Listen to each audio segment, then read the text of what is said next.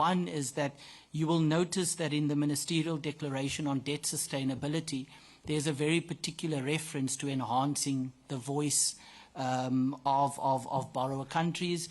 It is an initiative that's recognized both within the context of the G20, but also, as you would know, there's a global initiative underway led by the UN, Egypt and Zambia to create a platform to raise the voice of borrower countries in these negotiations.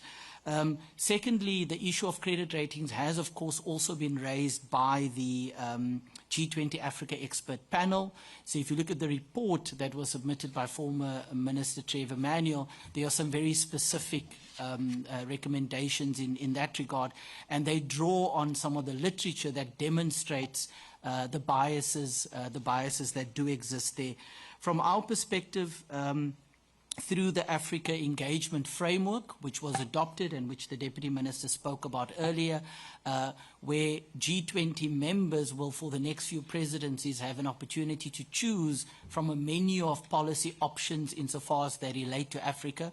One of those is, of course, the cost of capital.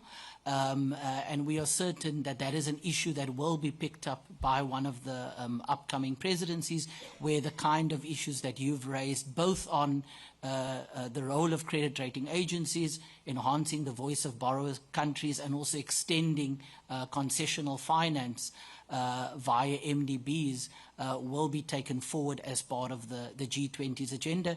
And I'm sure that the Africa G20 expert panel, whose work will continue and where all the key Africa agencies are represented, UNECA, AFDB, AU, and so on, will also ensure that they prioritize this in their work going forward. Thanks. Okay. Eden Harris, Financial Times, the banker. My question is for you, Governor. What is South Africa doing to protect South Africans from bad actors who prey on the banking institutions that basically are vulnerable to hackers? So, like, what are you doing to protect your consumers from hackers who prey on developing countries? Okay. I think that just to conclude on what the DG was saying about the rating agencies. There is a global standard set by IOSCO that is supposed to regulate the conduct of the rating agencies. And so in evaluating the behavior of the rating agencies, you've got to look at that in that context. The second is that rating agencies have got to be transparent in their methodologies. And if they're transparent in their methodologies, I say, at least I could speak from the South African perspective, we are able to take their methodology and take the data they are using and see whether we are able to replicate it, and we can actually engage them and challenge them based on their methodology and say that your rating is wrong. And so if you were to look at South Africa now, and you look at the reports of the rating agencies when they downgraded South Africa in 2017 and 2020, their trajectory was that debt to GDP in South Africa will reach 94%. In the case of one agency, it said that we might actually reach 100. 8 years later, we are at 76%. So they were wrong. So you need to be able to engage with them on that basis. Now, not all countries, especially developing countries, have got the ability to take the methodology of the rating agencies, test its robustness, confront the rating agencies with the data. And I can tell you now, we are capable of saying, based on your methodology and the data that we have, your rating is wrong. This is what we think our rating should actually be. And that is the power that the borrowers actually need. Now, for many of the developing countries, they would not have that ability. And important here would be to build the capacity of the borrowers to be able to engage in that manner. And if they can't engage directly, whether you create capacity that can be availed to the borrowers so that the borrowers would be able to engage in that manner. Question about the protecting consumers against hacking. Hacking will take place. There are bad guys out there. And the issue of cybersecurity had become very important. And through the structure of the BIS and the Financial Stability Board, we have got the cybersecurity reporting task. If any one of us has experienced a cyber incident, we have got a mechanism of sharing that information and seeing what lessons are learned and how you actually respond to that. It then becomes the responsibility of the individual institutions to put in place checks and balances and controls to protect their customers. That you will be hacked is a given. You can put all sorts of defenses. That you will be hacked, it will happen. There will be a hack. The question is, when it happens, how quickly are you able to respond to that? And I'm saying this decidedly because there had been advanced economy agencies that had been hacked. So that is what you are going to be faced with. And on the consumer side, it is also very important that consumers are actually informed and equipped to be able to engage. Because in many respects, it is not so much that the institution got hacked. It is because the consumer didn't know what was the right thing to do when approached or tricked into some vulnerability, and they click on the wrong link, and you end up with a situation. So globally, we need the cooperation as policymakers, and country specific. You need legislation that would govern this, and the institutions themselves have got to put mechanisms in place to do this. And lastly, the consumers need to be made aware of what the vulnerabilities are and how they can protect themselves against that. Unfortunately, we have run out of time, but we do have our principals with us. If there are any specific questions that you want answered, just come to me and we'll try and arrange it. Thank you very much, ladies and gentlemen, for joining us, and we do look forward to seeing you in South Africa in November. Thank you.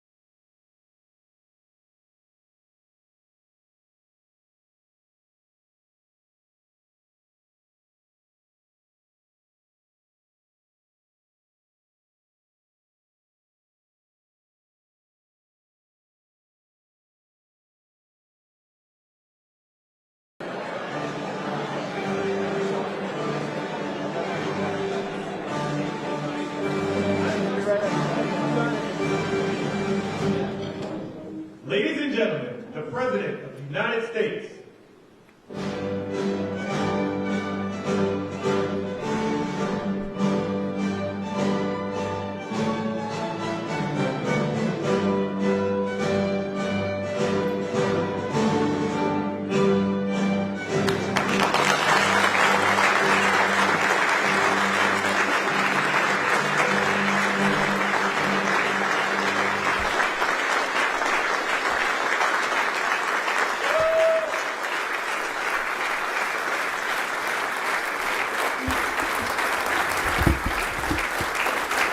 Thank you very much.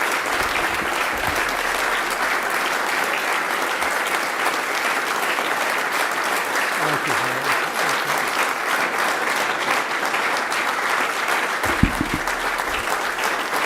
Thank you very much, everybody. Thank you very much. It's a real honor to be with you. I got back from the Middle East. We had a really historic trip, I would say, would be the least of it. We had tremendous progress on peace in the Middle East, which a term that hasn't even been used in 50 years probably. And it's 3,000 years we're playing with, so people thought that was something, and it really was incredible. We had tremendous friendships, and we've developed some friendships even over the last few days, and it's going very well. And we got the hostages back, which was a big deal, getting the hostages back.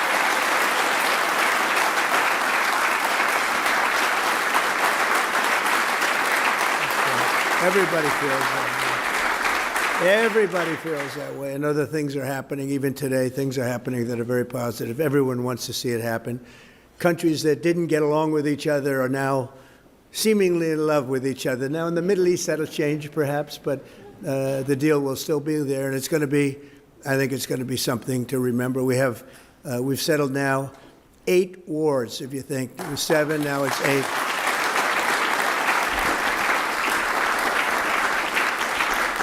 Now we have another one left, one of the easier ones. I thought was going to be Russia. I thought the Russia-Ukraine would be easy. It would have never happened. It should have never happened. But a lot of people are being killed in that war. It's the bloodiest war since the Second World War. I think that we'll get that one too, and we'll stop. You know, it's not from the U.S., these soldiers that are dying all over the place. 7,212, they say, last week died. Think of that, 7,212 soldiers for no reason. It should have never happened. Should have, if the right person were here, it wouldn't have happened. I can guarantee you that. But it did happen, and we've made some good progress. We've interestingly made a lot of progress today because of what took place in the Middle East. Only the deep-thinking business people would understand that, of which we have a lot of them. We have a lot of legends in the room tonight, and that's why we're here, to celebrate you, because you've given tremendous amounts of money to see a ballroom built for the first time at the White House. The White House, for 150 years plus, they've wanted to have a ballroom, and it never happened because they never had a real estate person. For me, I like it. For me, it's like I love it in between China, Russia, and everything else that we deal with. It's going to be a great ballroom. It's going to be a great ballroom. As an example, this has really been the ballroom for many years, and it holds 100 people, of which we have 125 today, I'll tell you. But we have 128, and I've never seen it with 128. And by the way, you're going to have a little good entertainment from the military band right after this. You'll see some really talented musicians. They're going to do a few songs, and you're going to love them. They're very talented people. But so for years, they've wanted to have it. And when they have the head of China, the head of any country, we have many of the countries came, and they'd always put the tent out on the lawn. And if it was not raining, you'd get away with it a little bit, but it's still a tent. And the biggest dignitaries in the world, not only political, in many other ways too. And so I always said that if I pull it off again, we are going to build a ballroom, and I'm going to start right at the beginning. And we had it designed by one of the top architects in Washington, who's very, very respected, and very, very respected, actually. And we started the process, and we have it concluded, and it's actually starting right behind us. And if you look, this is really a knockout panel. Should I show you? I guess maybe you've sort of seen, right? So we don't really want you to walk on there, but you can take a look if you want, if you're curious, because we took out all the strength from underneath. That collapsed. We collapsed that over the next few days. It's going to be demolished.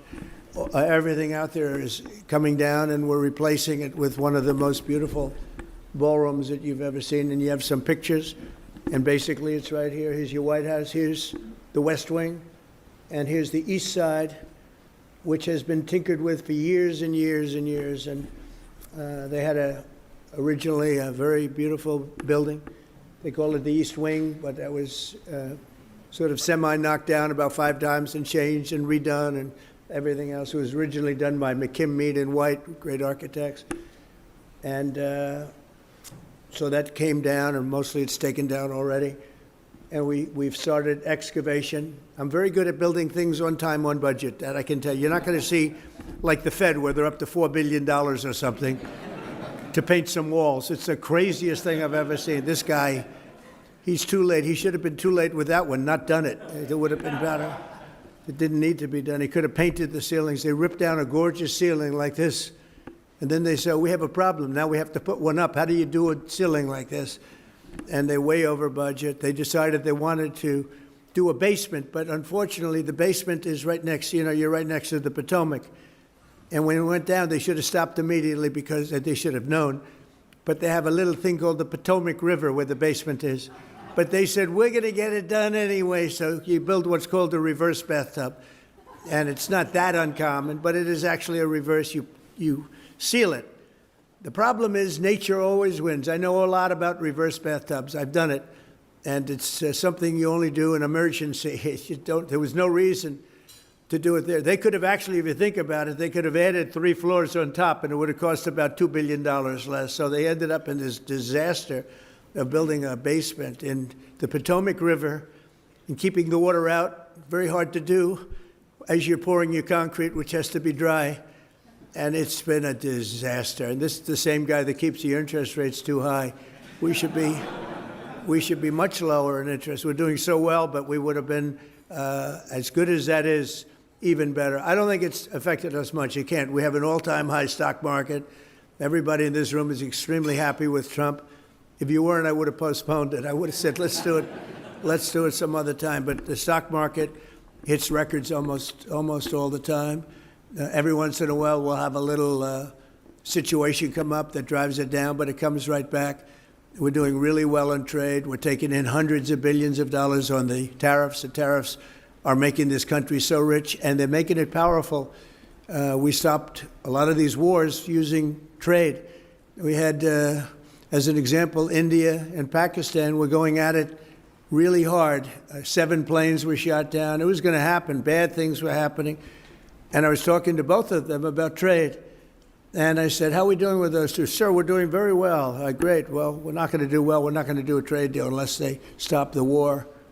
And I got him on the phone, and I said, listen, we're going to put a 200% tariff on your country for any product you sell into the United States unless you stop this war, because I'm not going to be a party to it. You have 2 nuclear nations, by the way. No, you can't do that. I say, I can do that. Very easily I can. We're not going to lose millions of people from the planet. And frankly, that dust can blow over here, too. It affects everything. It's a powerful, powerful weapon. Too powerful. So powerful you don't want to talk about it. So they said, no. I said, yes. And here's the story.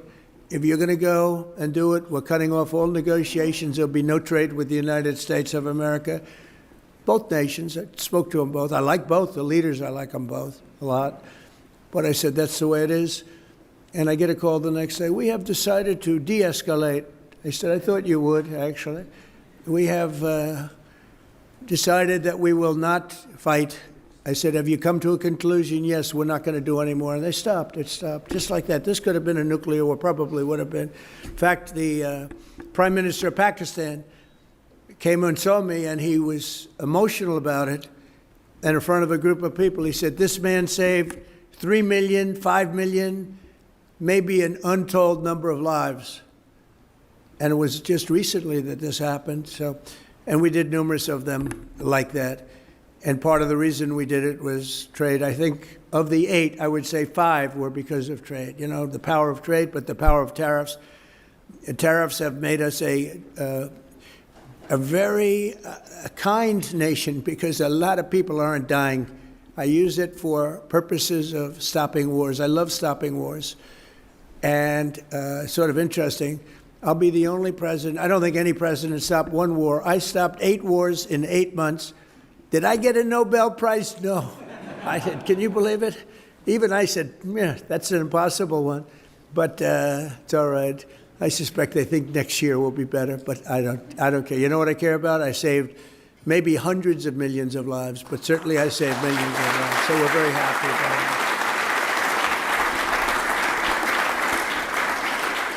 it. So now we'll get back to the point on hand. And that's where you're really here because you've contributed to this incredible building that people have wanted for so many years. And we show another building. It's an arc. It's the arc. So that circle, that's Arlington Memorial Bridge, as you know, that's sort of the most important one, a very important structure. And at the end of it, you have a circle that was built 150 years ago. Nobody knows really when. And in fact, they put a couple of columns on each side. So you have 2 columns on one side, 2 columns on the other. But you have in the middle just a circle. And everyone that passes it said something was supposed to be built there, and it's true.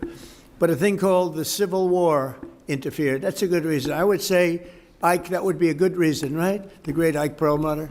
The Civil War, if you said you're having a war, I think they have a good reason not to build. Again, you know, they were building the Washington Monument, and they stopped, and you can see where they stopped because the stone is a little different color when you get up to the middle. But anyway, they stopped here. And then they were, in 1902, they were going to put a statue of Robert E. Lee up. It would have been okay with me. A lot of people wouldn't have liked it, but it would have been okay with me. Would have been okay with a lot of the people in this room, but they didn't do that. And so for years and years it sat, and every time somebody rides over that beautiful bridge going right to the Lincoln Memorial, that's so beautiful, right? It's, they literally say, something's supposed to be here. And so we have versions of it, sizes of it, and it's going to be really beautiful. I think it's going to be fantastic. There's a rendering of what it will look like. You have 3 sizes. That would be the largest one. This is just a model of what it would look like in either of the 3, any of the 3 sizes, which is right here. I don't know if you can see it. It's sort of, that's Lady Liberty. Lady, did you ever hear of Lady Liberty? On top. But, so the sizes would be very different. Now here's Lincoln, and this is sort of facing this way. And so, you know, there's a direct line. They did this, they didn't do that. So this would be, I go, small, medium, and large, right? Small, medium, and large. And whichever one, they look good.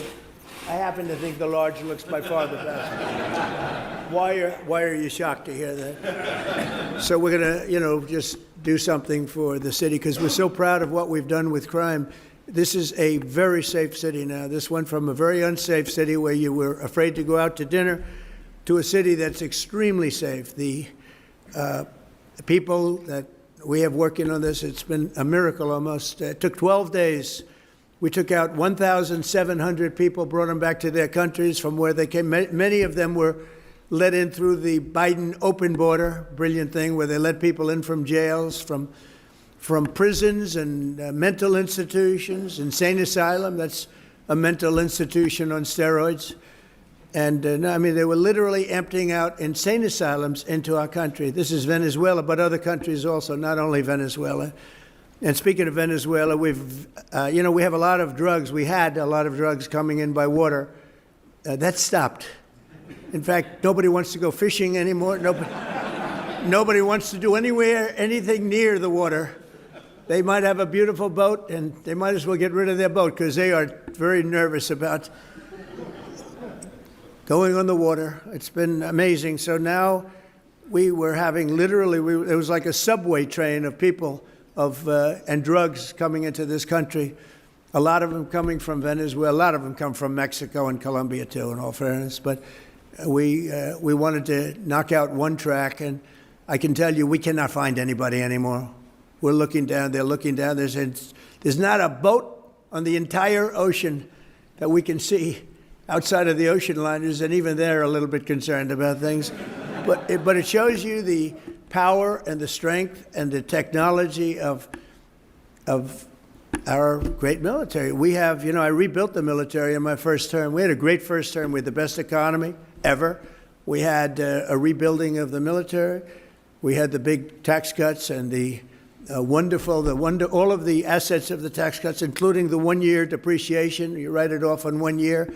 Now we have better under the great big beautiful bill, because we have no tips for, think of this, you have no tax on tips, and you have no tax on Social Security, and you have, for your workers, you have no tax on overtime. It's really I would say a middle of the road bill from the standpoint of who is it representing. It's the workers. It's the biggest bill ever passed in the history of Congress, and I'm glad we did, because we don't need any more bills. We have everything in that one. Plus we have the deductibility every single year for 10 years. The other one had it for 1 year. You had a rush. This time you don't. Actually, I was in favor of rushing, because that's awfully good for elections, but it's not about elections. It's awfully good. So you have deductibility. You have so many different things. We have great social programs, $50 billion going to rural hospitals. So the great, big, beautiful bill, and we got it all in one. I was very happy, because we had little arguments about that. A lot of people wanted to do it in small chunks. I said, if you do it in small chunks, you'll never get it approved. You'll get some approved, but not all of it, and not even close. You get much less, I would say less than 30%. So they've never done this before. They put every single thing that I wanted for 4 years in one bill, and we call it, some people call it different. I call it the great, big, beautiful bill, because that's what it is. And this will keep us, what we want to manage it now. We're going to manage it. All you have to do is that, but we got it all approved. And one of the things I thought, though, while I do, because it's so relaxing for me, real estate is relaxing. For a lot of people, real estate is a very trying business. I've always liked it. I've always done well with it. I love building things. And this way, I can build some beautiful things. And this, again, has never been built, and we're going to start that pretty soon. It's going to be great. And then the ballroom for the White House is the thing that you people have really, really been very generous with. And we're going to build a room that's going to be able to hold literally the inauguration if we want. All of the glass on the sides is bulletproof. It's 999 people it can hold. So if we figure we have 125 people in here approximately now, which I've never seen before. I've always heard it's less than 100, but it's amazing when you have too many people, you can fit them in. You can always fit a few more people in, and pardon the fact that you're a little tight at your table. That's okay. That's better than lots of room for everybody, because nobody shows up, right? But you've been so generous in your contributions, very substantial money, fully financed. It's fully taken care of now, and in fact, we'll have money left over. And we'll use that for something. We'll use that probably maybe for the Ark or something else that will come. But we love to fix up Washington. If you went to the Oval Office, you'd see the Presidential Walk of Fame. And you've heard about it. And with the exception of one particular picture, there's no controversy. It's beautiful. It's a beautiful thing. It's this beautiful long wall that existed for, it's just literally a wall with half windows on top. And that was originally built as a swimming pool. Now it's where the press is, on the other side of the wall. And it's very interesting. All these people over here with all their cameras, although they've been very respectful, I'll tell you what, they've been very respectful for what's taken place over the last week. So I want to thank you. This is just a small little group. They have a big group downstairs. They have a lot of reporters downstairs wanting to be where they are. I don't know. These, I guess, are you special? This is Doug, who's he won the highest awards there is in photography, including Pulitzer Prizes, right? He won many Pulitzer Prizes for his great work. One that I wasn't so happy with, he had one with a bullet moving along. He caught the bullet. Can you believe this? He got another Pulitzer. But anyway, it's great to have you, gentlemen. It's really good. They have a whole group downstairs, a big group downstairs. I didn't think you'd like to have that up here because they can be, some of them are sort of violent towards some of you, but not bad. So we did a design that is being, just lauded for the ballroom, showed it to the top people. One of the things that I like the most, I came in and I said to the people in the building, I said, if I make it back, I want to build a ballroom for the country, really, because this is really, they call it the people's house. It's the country's house. I want to build a ballroom. It needs it badly. And a ballroom that could seat 600 or 700 people so that when you have state dinners or more if it's possible.